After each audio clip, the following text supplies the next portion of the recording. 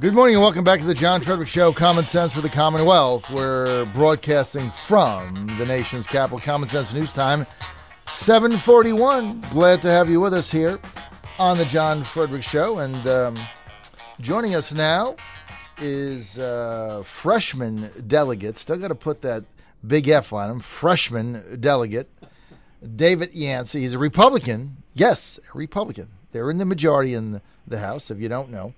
From the 94th District of the House of Delegates. That's the Newport News area. And always great to have you with us, Delegate Yancey. I hope you took the Ravens +4.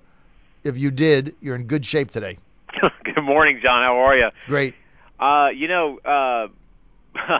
I'm glad you didn't have me on before, because every time you and I have this conversation, I always pick the wrong team, and your listeners probably should bet against me. But my brother is a gigantically huge Baltimore Ravens fan, so needless to say, he's about as happy as can be right now. I don't even know if he's even slept last night. So I'm obviously very happy with the way things turned out, and for no other reason that I didn't have to listen to my brother whine and complain for the remainder of the night.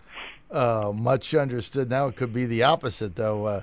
Some of these Ravens fans are already getting on my nerves. It's only been a few hours, but hey, they deserve to shortly be happy. They did pull the big upset off, and they did win the game, and they had that big goal line stand at the end. So hey, it's all about today. It's all about the Ravens. Absolutely. And I got to tell you, it was one of the most exciting Super Bowls I've seen in a long time. It's definitely one of the weirdest. I mean, I've never seen a game like that where one team races out only to watch another team race right back. And, I know it's been said before this morning on all the sports shows, but what a great way to end a game on a defensive goal line stance led by possibly one of the best linebackers ever to have played football. So, I think fans of football just couldn't have asked for a better game. We're actually doing the show this morning, David, with half the lights off in the studio in honor of the Blackout Bowl. So take that to heart.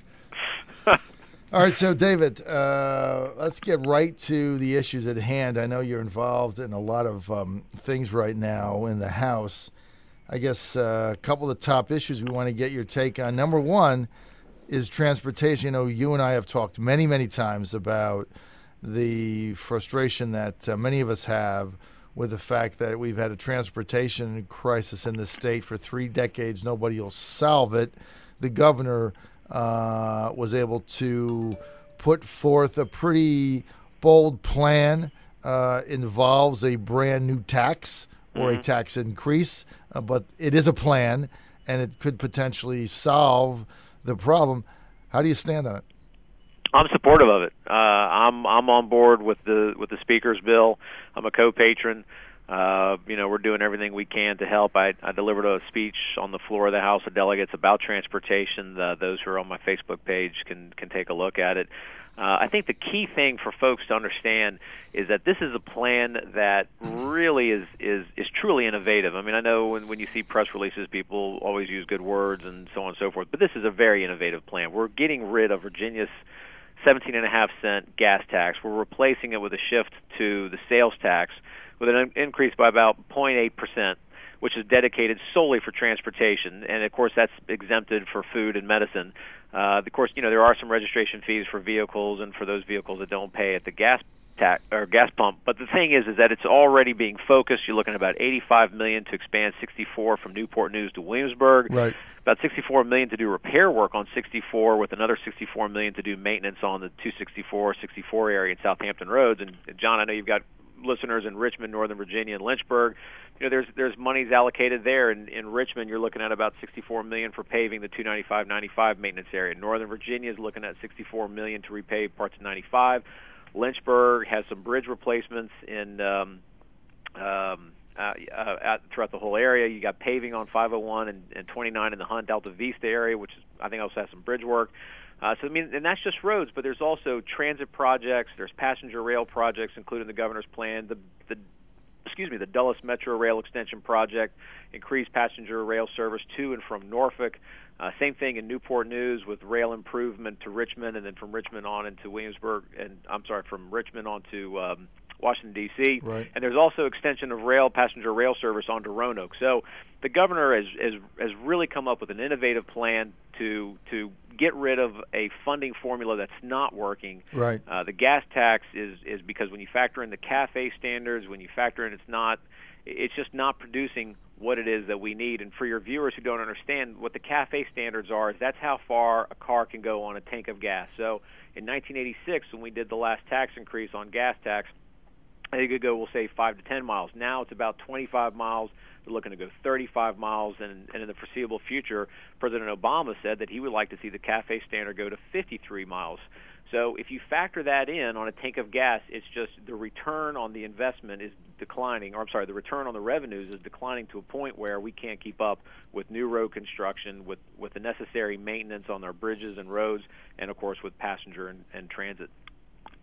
Right, David. And the bottom line is, if you went with the gas tax, you'd have to keep changing it. You have to keep increasing it to keep up with the fact that not as much gas is going to be consumed over time. Mm-hmm. Where I think where the sales tax makes sense is obviously part of the idea of improving our transportation infrastructure, which is in crisis, is that if we can do that, we're going to bring additional jobs in the state. We're going to have more economic opportunity in the state, which means there'll be more dollars to be able to spend, and hopefully that's going to play out. But the dollars have got to be allocated from that. And, you know, Delegate, we have a lot of elected officials who have come on the show who are skeptical of the governor's plan, who say, you know what we need to do is take the money out of the general fund. Well, as you know, to make the improvements we need, it's in the hundreds and hundreds of millions of dollars. I don't think you're going to find that in the general fund. The other thing is, every time you try to take it out, you'll have a battle with some faction, where if you simply take that 0.8 of a cent and say, okay, that's going to be in a lockbox, so to speak, for transportation, you're guaranteed to have it spent on transportation, right? Absolutely. No, you've hit it on the head. The what we would do with the shift on the sales tax would be dedicated solely for transportation. You know, I think one of the things that folks really need to remember is Virginia does an excellent job in balancing its budget each year, and the governor and Speaker Howell and folks who serve on appropriations do an excellent job in making sure that we're able to meet our needs, and that the state, of course, is able to do what it is it has to do. I think it's something that's really important, though, that folks also have to remember, is that the national problem is akin to Virginia's problem. We have declining revenues to pay for roads, and we have declining revenues to do the transit and the passenger rail service that we would like to do. The federal government, and if you read Barron's magazine, last year was talking about in 2013 that they would have to possibly raise the gas tax. You also have journals like The Economist, which were noting that when President Obama issued his transportation plan, that leaders in his own party had some concerns because they thought they might have to trim it by a third because of the declining revenues, the money that they need to actually do this work. So, right. You know, the governor came up with a real innovative plan, something that, you know, I know this is a cliche expression, but really does think outside the box and does not depend solely on the gas tax. And I think one thing that's really important to just drive home, if you give me a second, you know, a lot of folks will come up to me and they say, well, why can't we be more like North Carolina? Why can't we be more like North Carolina? Well, you got to remember, North Carolina, if you factor in their gas tax, and then you factor in their, you know, the amount of money the folks down there have to pay for their federal taxes, which is about 18.4 cents, you're looking at about roughly 58.5 cents per gallon. So if you have an 18-gallon car, like I do, that's roughly $10.50 in taxes every time you fill up. Right.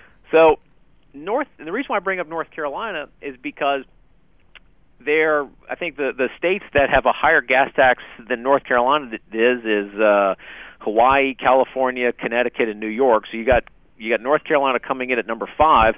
But the other thing is, last year the folks in their own state were saying that the gas tax was too high and that they needed to cap it. There was a big fight in the legislature about it last year. You know, what are they going to keep doing about it? So if you if you keep going back to the gas tax, if you keep raising the gas tax, gas tax because the transportation system is not being taken care of, then you need to come up, in my opinion, with a new way to fund transportation in a way that you can do it, that you're not really balancing it on the back of hardworking folks. We got to remember that in this year, at the very start of the year, we saw 13 tax increases that started on January the 1st, and you got things like the payroll tax, which increased the Social Security portion of the payroll tax from 4.2 to 6.2% for workers, and that hits all Americans.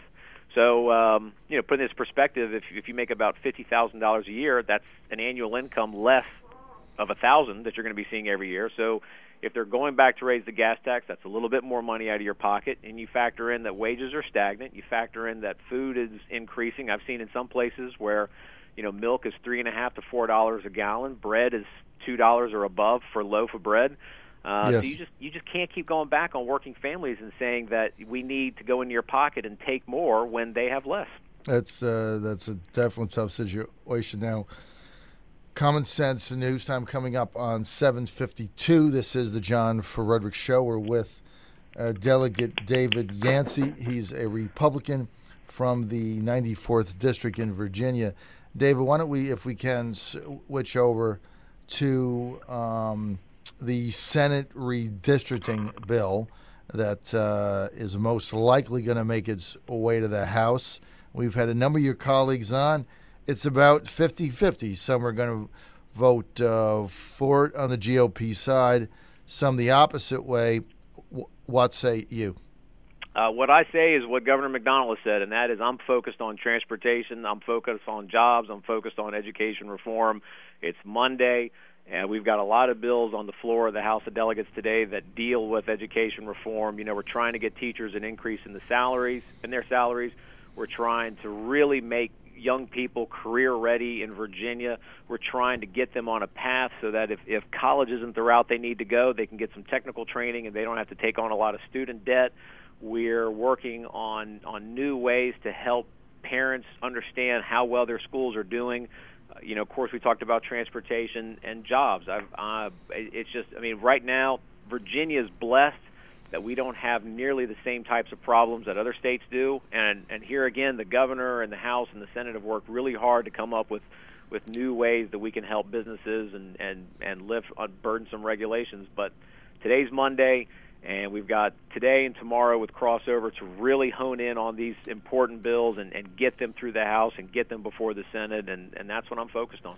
And as it goes to that, especially with the state budget that was worked on last night down there in Richmond, Delegate Yancey, I would ask state workers, public educators, Virginia's disabled seem to be big winners in both budgets that advanced on Sunday, but I see that there is quite frankly a partisan spat in the Senate over the expansion of Medicaid eligibility, which could hold up that budget for weeks, and you just don't have weeks to finish up the people's business in this short session.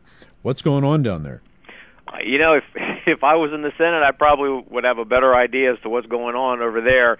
What I can tell you though is one of the concerns that we've got to seriously consider about Medicaid expansion, and I understand why people are worried about it and why people are proposing it and so forth, and obviously the president's initiative.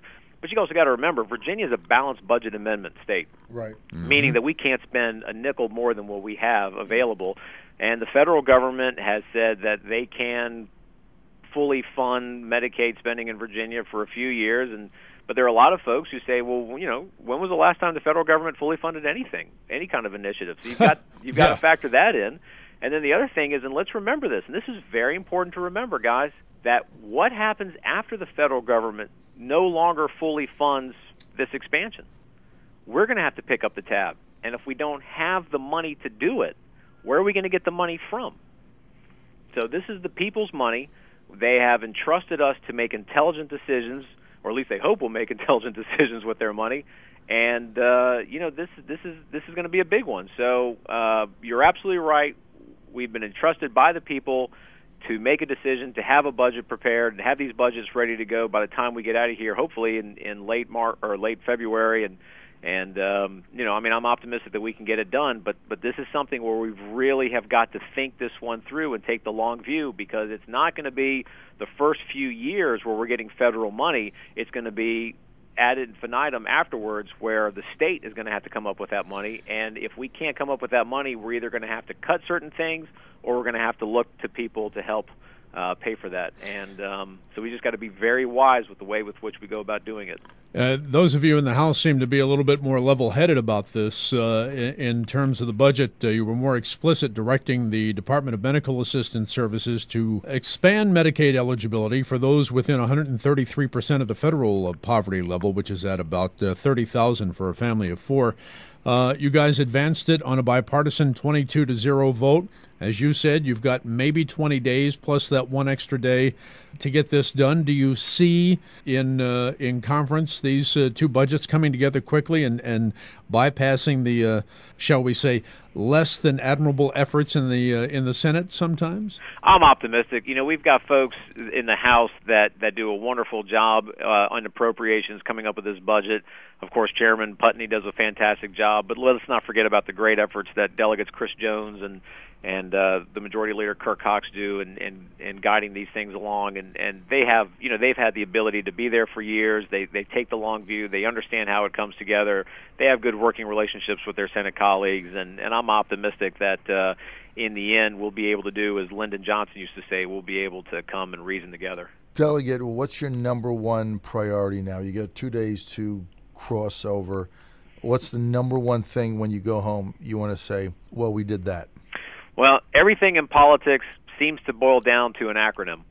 So mine is JET, Jobs, Education, Transportation, and obviously it's not number one when you factor in those three, which is why I use that acronym, but it's important. We've got to have, I think, number one would be transportation. That just says it all. That sends a message to businesses, families, everybody out throughout Virginia that we're serious about this problem, that we're serious about solving this problem, and that we're coming up with a plan to solve it. And by doing that, we're sending a signal to them that Virginia is a great place to visit if you're a tourist. It's a great place to live if you want to come here. It's a great place to work or start a business or relocate your business here. And then, of course, what goes with it is the quality of life and a strong education and a strong education system that can make sure that your kids get the best education and prepare you for the workforce of the future. All right, we want to thank David Yancey for being with us. David, always a pleasure to have you on. David is a Republican House of Delegates member from the 94th District. David, very quickly, if people want more info. All right, it's DavidYanceyForDelegate.com. All right, buddy.